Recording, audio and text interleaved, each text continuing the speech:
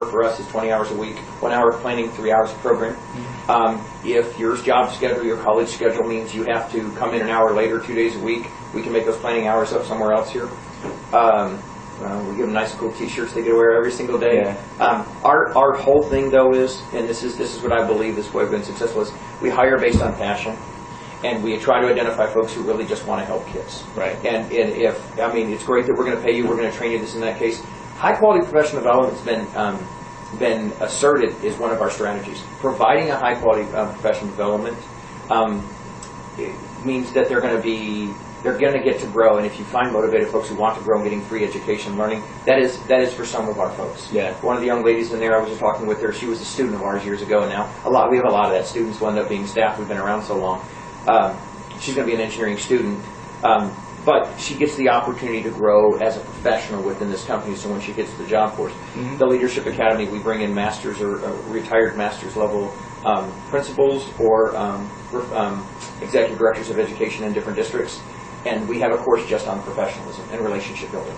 And so to somebody who really wants to grow, that's a benefit. But it's getting harder with the generation we're dealing with right now. That carrot is not as valuable as the money, you know, and so we're struggling with that. Understand.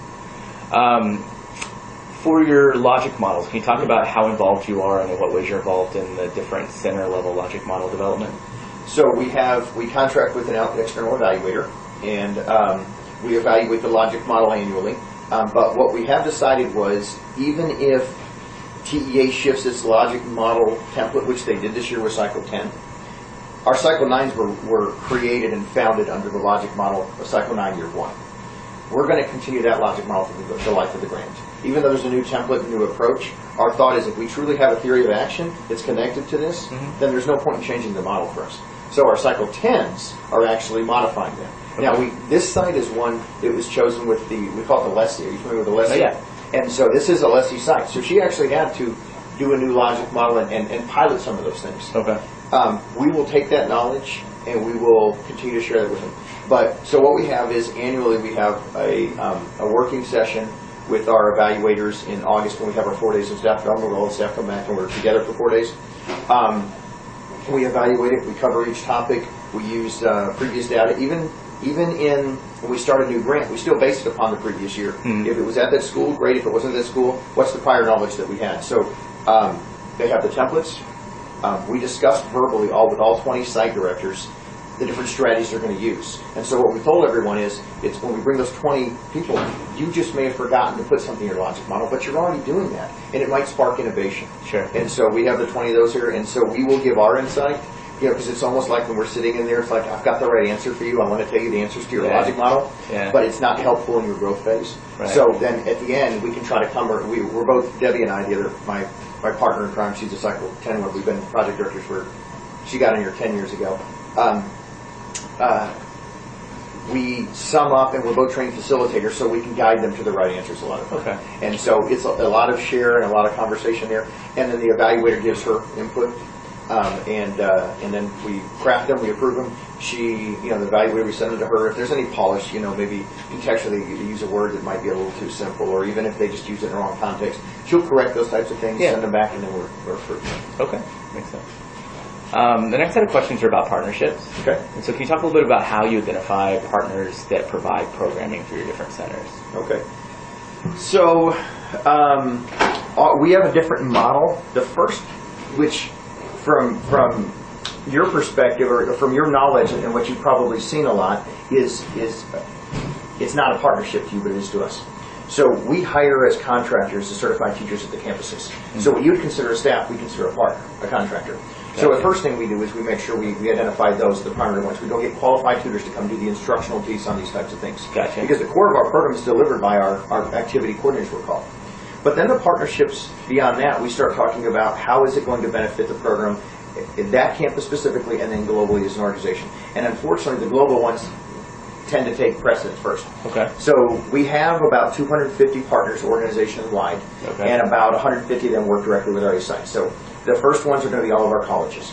So at every college that we have a partnership with, we actually have a geographic STEM event, meaning that the college, Dow Chemical, Ascend Chemical, Lyondale Base are the major chemical plants.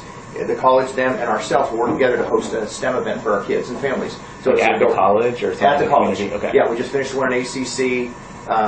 I think the last one we had was ACC. Okay. And then we have all the San Jack campuses, and so we have them moving. And then now we have fine arts events. You'll hear in a couple of weeks we start the fine arts ones where we're not just trying to do the academic, we're trying to do the enrichment, so the colleges will host those events. Gotcha. And they'll bring in other partners that are existing partners of ours. The chemical plants are great on the STEM stuff, and they are outstanding. They give us the volunteers will actually come out and teach our kids how to, make the best airplane and throw it, and we'll do our little measuring things. They'll come out there and help us learn they'll train us on how to use our 3D printers. We got 3D printers, drones, Ozobots, robots, stuff like that. Yeah. And so we use those for those folks for them. But we have like Art and Custom Creations is a nonprofit that does our painting. Like we do painting with a twist. We assess. Early in the year, we do the student surveys and we do the parent surveys for the activities they want, and then we try to say, okay, do the partnerships fit? Gotcha. Now, on the mental health side, we've got partners because that's a core of our daytime program. We've got lots of partners that come and do that. So Journey of Hope is this curriculum. Save the Children's name of the grant. Journey of Hope is a curriculum. It's this major national nonprofit that we're doing that in all 7 of our districts. We got Missouri County Counseling Services. We've got, what's the other partner? MHMR, NAMI, Stephen F. Austin Community Health Services. They do mental health. And so starting in the Cycle 7 grant, there was actually, you had to get bonus points provided in order to get the grant. You had to get bonus points. You had to provide some type of educational groups or juvenile justice prevention activities, what it happened to be. So our company took this model. So we started building a base of partners for there because we knew that the needs were at the campus. The state says it. It makes sense. The school to prison pipeline report had just come out, and everyone was a hot topic. So we started, let's go grab this group of partners, and let's not just look at them as a daytime provider, but now an after-school provider. Houston Food Bank. Houston Food Bank provides meals at different levels of our services. They teach classes to the kids. They teach classes to the parents. They provide different levels of meals or snacks in the after-school program.